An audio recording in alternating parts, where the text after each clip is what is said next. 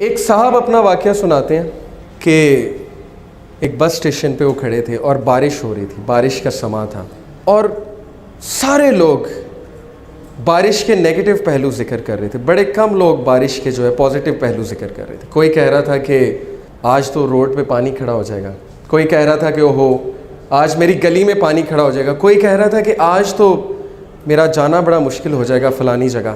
اور وہ کہہ رہا تھا کہ سب کے ہاتھ اس طرح تھے، سب کی فائلز اوپر تھیں، سب کے بیگز اوپر تھے، بارش سے اپنے آپ کو بچا رہے تھے۔ ایک صاحب تو جیب سے نوٹ نکال کر جو ہے نا ان نوٹ کو سکھا رہے تھے، ان کو یہ فکر لگی ہوئی تھی کہ نوٹ جو ہیں بھیگ گئے۔ کہتا ہے کہ میں یہ سب دیکھ رہا تھا اور میں نے بھی اپنے اوپر فائل رکھی ہوئی تھی کہ میری گلاسز میں جو ہے وہ ڈراپس آف رین نہ جائیں۔ تو اچانک میری نظر پڑی، دور سے ایک 5-6 سال کی بچی چلی آ رہی ہے۔ اس نے کہا کہ دور سے ایک بچی چلی آ رہی ہے اپنے والد کے ساتھ، اور اس نے اپنے اوپر ہاتھ نہیں رکھا ہوا، اپنے آپ کو پروٹیکٹ نہیں کیا، اور وہ بڑا انجوائے کرتی آ رہی ہے بارش کو، اور وہ کھیلتی آ رہی ہے، اچھلتی آ رہی ہے۔ جب بس سٹاپ پہ وہ پہنچی تو میں نے دیکھا کہ سب کے ہاتھ اس طرح تھے، لیکن اس بچی کے ہاتھ اس طرح تھے۔ وہ بچی بارش کے آگے اپنے ہاتھ اس طرح کر کے کھڑی تھی، اور بارش کے قطرے اس کے ہاتھ پہ گر رہے تھے، اور بچی ان قطروں کو پی رہی تھی۔ اس نے کہا کہ اس چھوٹی سی بچی نے مجھے زندگی کا سارا فلسفہ سمجھا دیا۔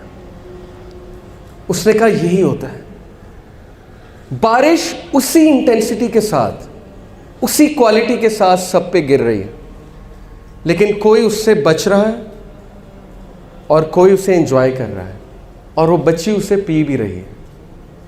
اسی طرح اللہ کی رحمت سب پہ اسی طرح برستی ہے، اسی کوالٹی کے ساتھ برستی ہے، لیکن کسی کے ہاتھ یوں ہوتے ہیں اور کسی کے ہاتھ یوں ہوتے ہیں۔ The choice is yours۔ آپ نے کیسے ہاتھ رکھنے ہیں؟ اور اللہ کی رحمت کے ڈیفرنٹ اشکال ہیں، ڈیفرنٹ شکلیں ہیں۔ کبھی کبھی اللہ کی رحمت بہت بڑا امتحان بن کر آتی ہے، لیکن وہ آپ کے لیے رحمت ہے، سلیم۔ کبھی وہ سلیم بن کے آتی ہے۔ اب آپ سوچ لیں، آپ نے ہاتھ ایسے رکھنے ہیں کہ آپ نے ہاتھ ایسے رکھنے ہیں۔